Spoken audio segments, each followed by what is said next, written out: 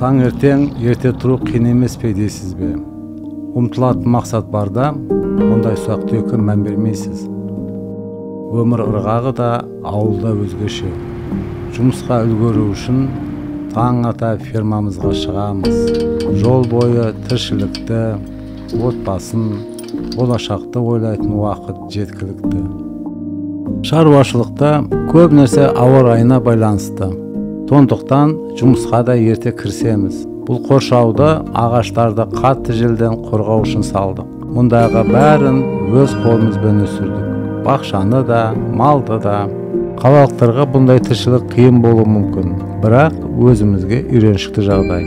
Шаруашылықта әр қимыл жалпы бір бағыттың аясына жасалады ғой. Сондықтан өсірген жемісімізді малдың қорегіне, ал одан алынатын тыңайтқышты ағаштар жақсы өсуіне пайдаланамыз. Барлығы бір-бірімен байланысты. 11 жыл бұрын мұндай шаруашылық құралам деп ойлаған емеспін. Бүгін КМФ-тің қаржыландыруы арқасында өңірлердегі кәсіпкерлер жергілікті экономиканы дамытып, елді жұмыспен қамтамасыз етуге, сапалы өнім өсіруге қолдар жетеді. Ең бастысы адал еңбек етіп, қоғамға пайда тигізу.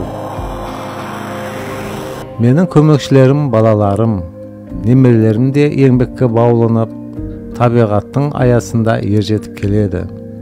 Ежелден адамның қан тамыры еңбекпен байланысты ғой.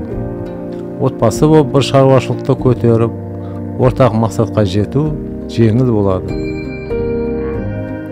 Алдағы жоспар қалада ет сататын дүкен ашып, өзіміз өндірген бұйымдарды сату.